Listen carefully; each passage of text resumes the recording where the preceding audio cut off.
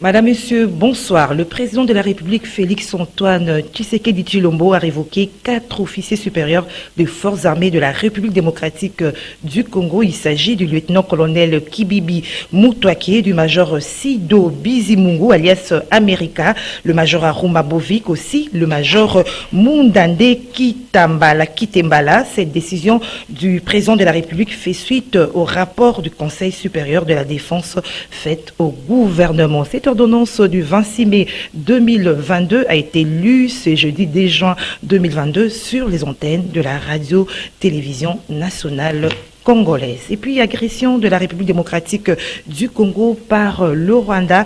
Le nouvel élan d'Adolphe Muzito exige la rupture des relations diplomatiques avec Kigali, une position exprimée à l'issue d'un sit-in organisé ce jeudi 10 juin 2022 devant l'ambassade du Rwanda en République démocratique du Congo. Bonheur Ndinga, Yves Le Chouangué nous en parle dans ce reportage.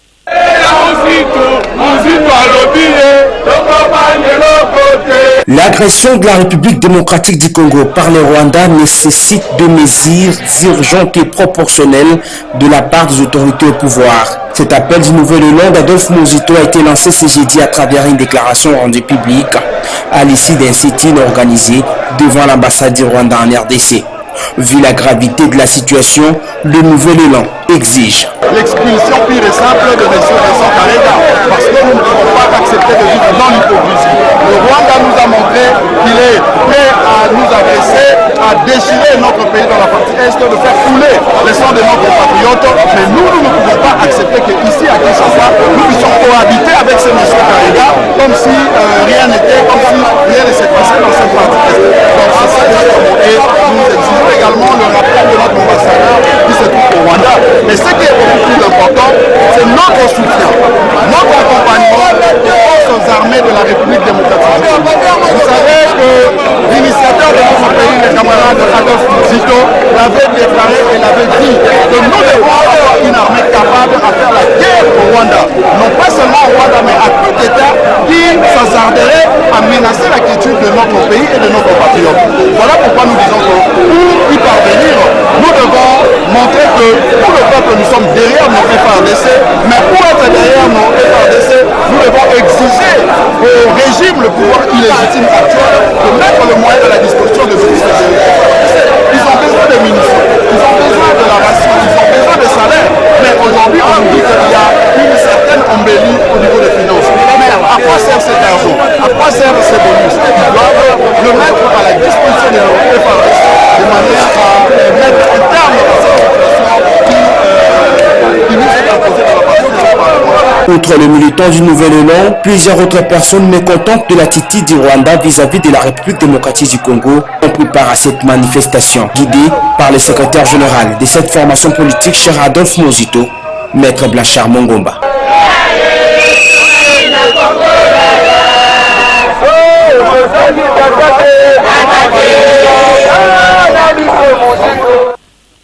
Et toujours face à l'agression de la République démocratique du Congo par le Rwanda, le ministère de laïque protestant Milapro encourage la population congolaise à répondre massivement aux différentes manifestations de soutien aux FARDC projetées à travers le pays. Suivez le secrétaire général de Milapro, Jeff Pambi, au micro de Nancy Leka.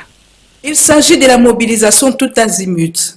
Le ministère des laïcs protestants bat le rappel des troupes face à cette agression rwandaise estampillée M23. Le Milapro appelle à une mobilisation générale des Congolais de tous bords lors des manifestations citoyennes annoncées par les forces vives, sociales et politiques. Tous derrière les forces armées de la République démocratique du Congo, l'heure est grave, estime Jeff Pambi, secrétaire général de Milapro. Pour résoudre les problèmes auxquels nous faisons face, aujourd'hui, un vol à organiser, ainsi que des autres forces sociales et politiques, des manifestations citoyennes.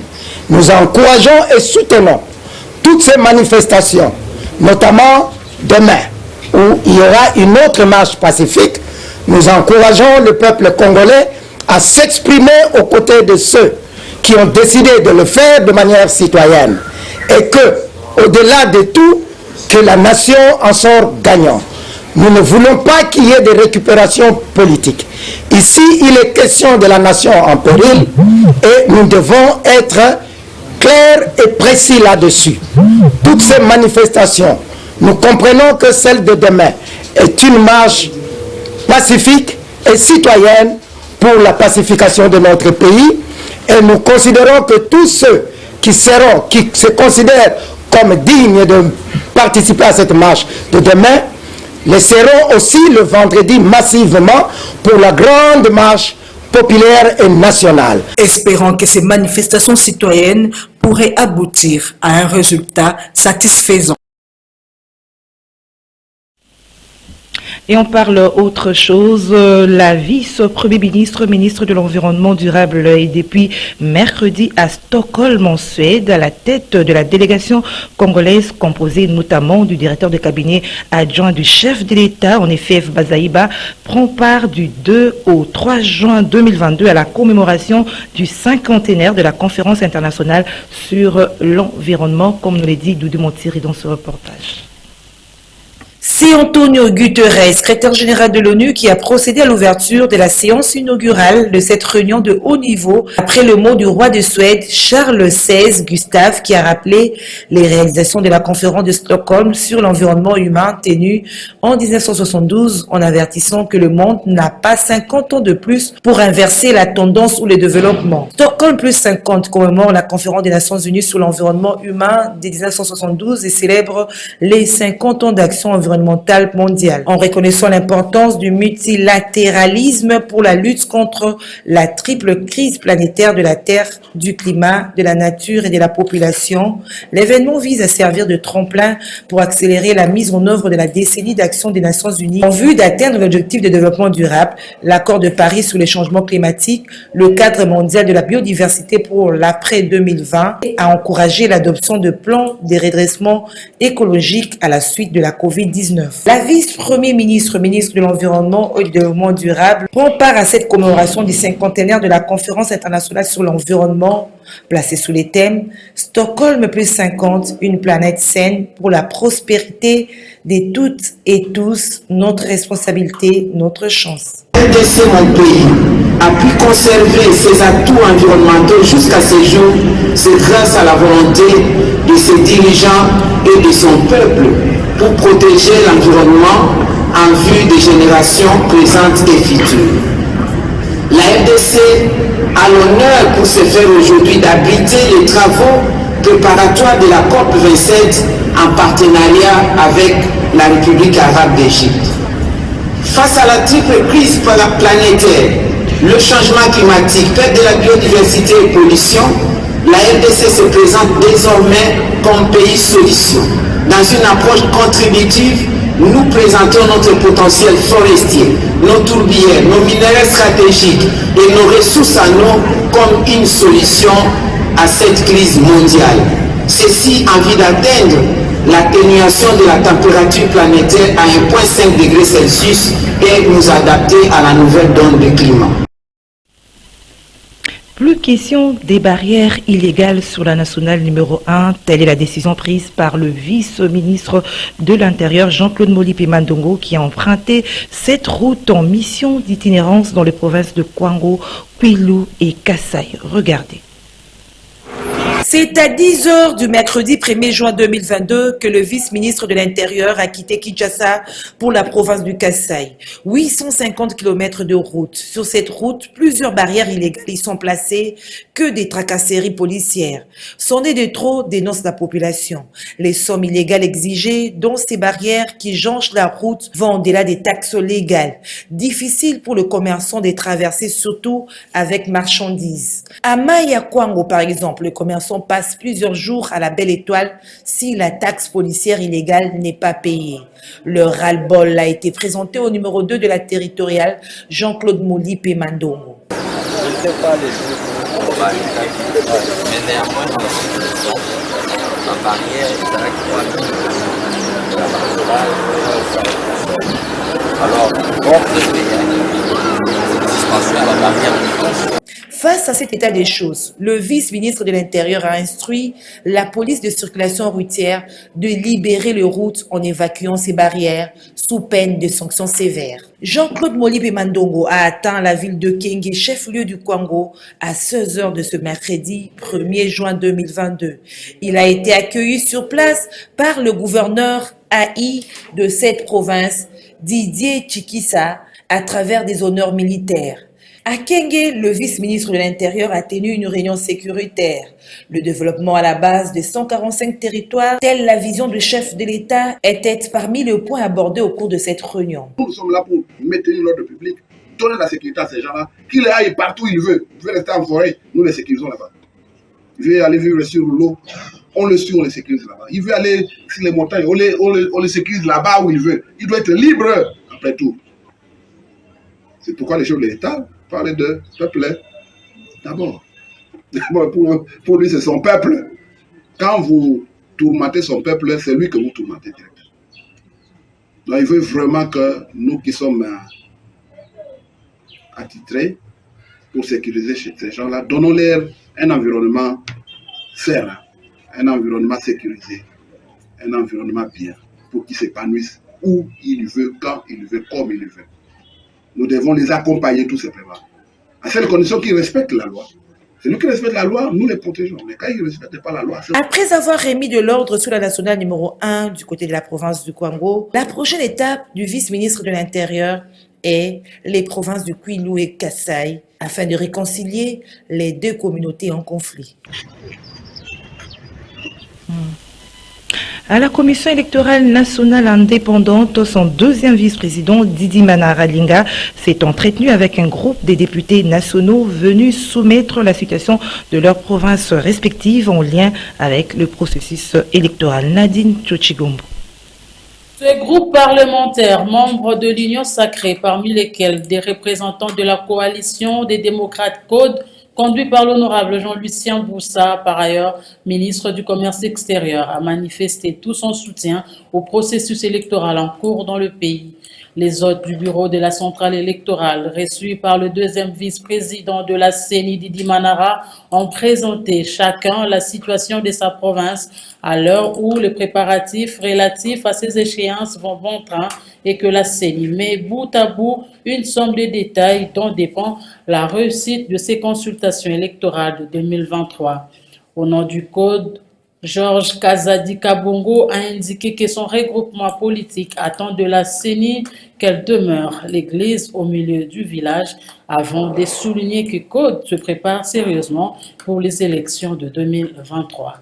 Nous sommes venus pour leur manifester notre soutien à la CENI et que nous allons les accompagner pendant toute cette période d'organisation des élections. Et en plus de ça, nous avons parlé pour leur demander que la CENI doit rester au milieu du village, sur l'ensemble du territoire national. Tel que vous nous voyez ici, nous sommes les députés nationaux élus qui représentent plusieurs provinces. Donc nous ne sommes pas là pour une ou deux provinces. Et nous, de notre côté, nous sommes en train de se préparer sérieusement, puisque tout ce que nous attendons, nous voulons que le jour où la CENI va nous convoquer pour aller aux échéances électorales, et entre-temps, chacun de nous a présenté la situation qui se passe dans sa province, et pour leur dire que vous pouvez compter sur la coalition de démocrates, et nous serons ensemble avec vous, puisque vous êtes sans ignorer que la CENI est l'émanation de l'Assemblée nationale dont nous sommes le député national. Très satisfaisante, puisqu'ils sont là pour écouter tout le monde. Et puis, sachez que les télécoms envisagent de réajuster les prix de services appels, SMS et Internet. Les opérateurs du 10 secteur l'ont annoncé dans un communiqué rendu public le mardi 2 juin 2022, tout en dénonçant la pression fiscale. Ils expliquent que cette prochaine augmentation des prix par les nouvelles taxes instituées par le dernier décret du Premier ministre retourne donc à la case du départ avec la taxe RAM bis, estime le journaliste Innocent Lenga dans ce reportage de Serge Kabongo.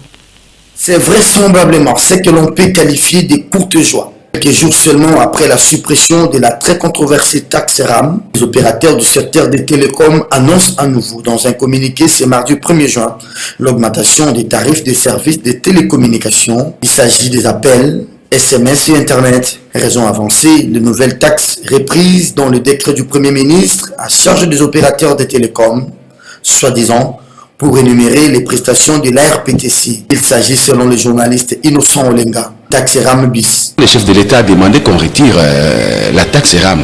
Mais malheureusement, ce qu'on a perdu, ou bien on a récupéré de la main gauche, on a perdu plutôt de la main gauche, on l'a récupéré abondamment de la main droite. Donc le Premier ministre, en signant un autre décret, il a institué d'autres taxes sur les appels, sur les SMS et sur les data ou l'Internet. Et ces taxes-là, quand vous les prenez, contrairement à RAM qui produisait près d'environ 4 millions de dollars, les nouvelles taxes instaurées vont générer 15 millions de taxes. Et tout ça, on pensait que ce sont les opérateurs de télécommunications qui allaient supporter la charge. Et on dit, net, nous, on ne peut pas encore ajouter les charges sur nos charges de production parce qu'on en a déjà assez. C'est ainsi la FEC qui représente les opérateurs, qui est le syndicat des opérateurs de télécommunications, a estimé qu'il faut majorer les prix parce que le gouvernement veut instaurer ces taxes-là. Et là, il faut aussi majorer, il faut ajuster les prix, les tarifs des produits de télécommunications. Et là, c'est toujours le peuple congolais qui va souffrir. Une nouvelle formule. On l'avait déjà dénoncé, si vous parcourez beaucoup d'articles des Scoop RDC, nous l'avons déjà dit que c'était une nouvelle formule des RAM, mais qui est renforcée, qui génère beaucoup plus que ce qu'on générait avant. Dans les communiqués, les opérateurs du secteur grondent, ils n'ont pas de ressources pour faire face à cette majoration des taxes. À leur tour, ils pensent réajuster les prix des services aux grandes dames des consommateurs, ce qui certainement va alourdir, écrivent-ils, la charge de ménage dans un contexte socio-économique déjà très difficile. Et oui, au sujet justement de cette annonce de réajustement des prix de services, appels, SMS et Internet, la réaction de la population n'a pas tardé. John Mukadi a tendu le micro aux Quinois rencontrés au centre-ville. Suivez. L'annonce du réajustement du prix des services appels, SMS et Internet est un coup de tonnerre dans les oreilles des Quinois. Ils déclarent être déjà confrontés à plusieurs autres problèmes d'ordre socio-économique. Ce qui me concerne, je me place dans la position où au niveau de la population, nous disons déjà que la vie est déjà assez chère.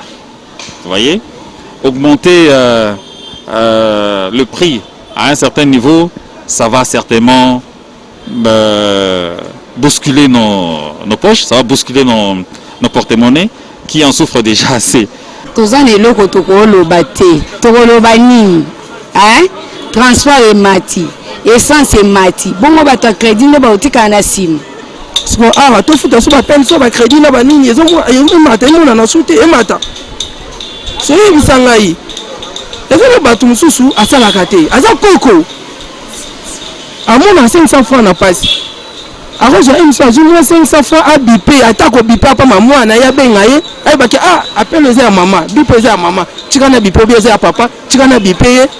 Maman bipenga papa bipenga c'est la posa nanga aso moi que dabingi so koko amudelo wana ba fa fo kuna ba zo kambo na passe ba moi mo kute mo na kacha kapita kuto ko kate na ba fa fo kuna speza ndeni so yebisa ngai yo matisi crédit peut-être annonce moi 25 unités m na moi 600 francs so lelo mati e comme m na 1000 francs m na 800 francs koko wana azana facilité ko soma ya ko za 800 ou bien 500 ou bien 600 yebisa ngai à nakovivre nde ayaya naza soki no nakosala na gouvernement te parce que tosengi eyebi to onde tolobaka bo estce ekomaka to ekomaka te tosengi eza kaka mpasi tozwa neti gouvernement aza lokola numéro 1 ya mboka aza lokola papa na ndako ta mwana azoya aleleli yo papa nde naza bonana le te bana ntongo yo oza papa fo ozala na susi ya mwana ata lelo ezwi te mokolaka mwana ezelanga na poko ata na oya na osala nini na kopesa yo mais bana balelaka kaka elongo moko te ya malonga tomonaka siko to banosenga suni na gouvernement.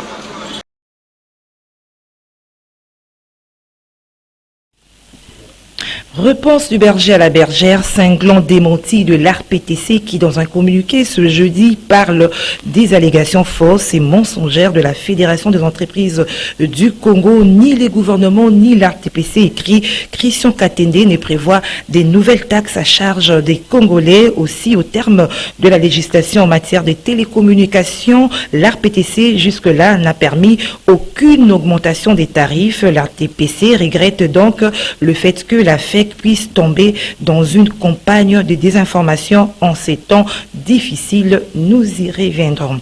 En plus bref, sachez qu'à l'Assemblée nationale, bien avant la présentation du rapport de la commission PAJ sur la proposition de loi portant organisation des élections présidentielles, législatives et municipales, c'est jeudi, les élus nationaux ont voté le projet de loi portant prorogation de l'état de siège dans les provinces du Nord Kivu et Ituri. Aucun débat n'a été engagé là-dessus par la seule et simple raison que le pays est agressé.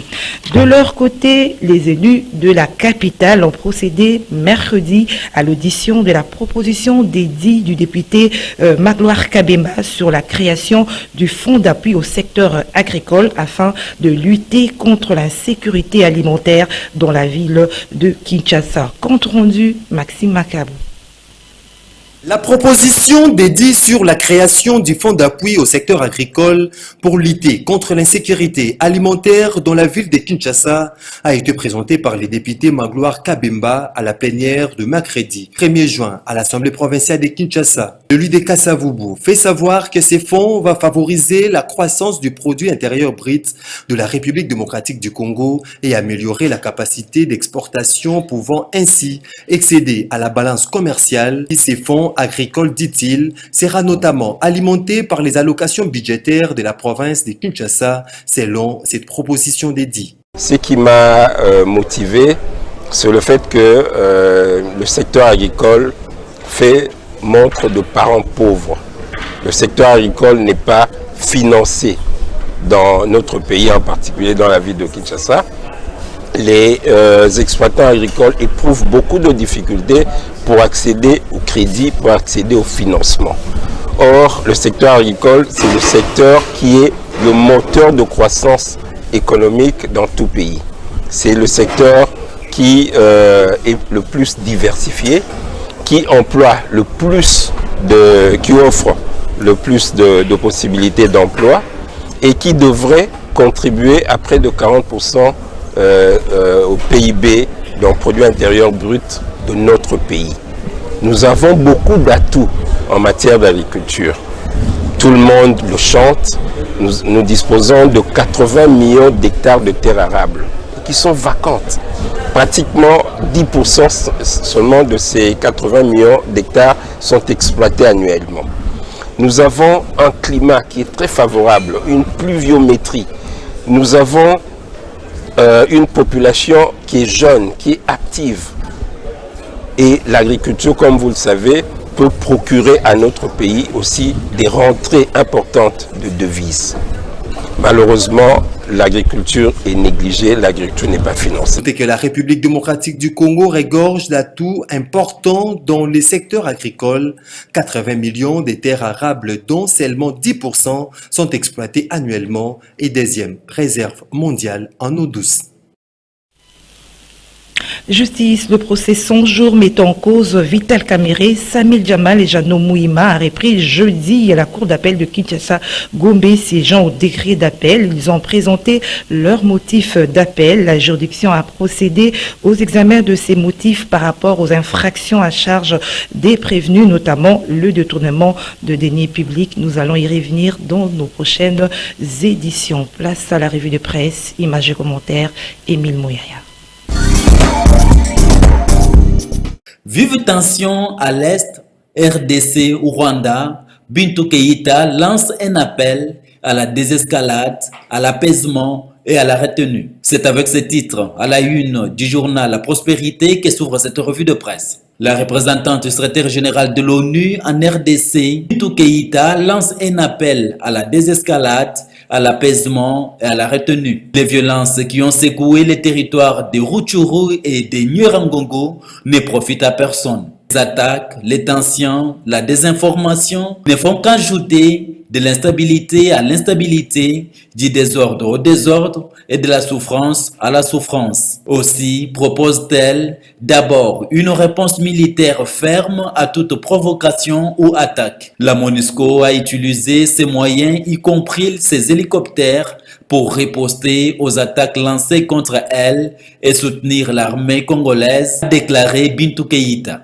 De son côté, Forum des As titre à sa manchette « Envol dans la rue, à en croire le quotidien, la marche pacifique de l'envol, moyen d'expression du parti de Denis Sessanga pour apporter son soutien indéfectible au FARDC dans la défense de l'intégrité du territoire national. » Autre journal, autre titre, le quotidien Le Journal mentionne à sa une arrestation du journaliste Yves Bouya. Les membres du RAJEC demandent à l'UNPC de radier Israël Mutombo. Le confrère rapporte que dans une déclaration commune, les journalistes membres du Rassemblement des journalistes pour l'émergence du Congo ont exprimé leur indignation suite à cette arrestation jugée arbitraire. RAJEC exige par ailleurs la radiation du journaliste Israël Mutombo de l'Union de la presse congolaise pour avoir été en complicité avec l'agence des services de renseignement afin de parvenir à l'arrestation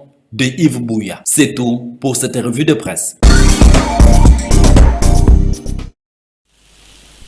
Madame, Messieurs, merci. Ce journal est fini. Portez-vous bien. Au revoir.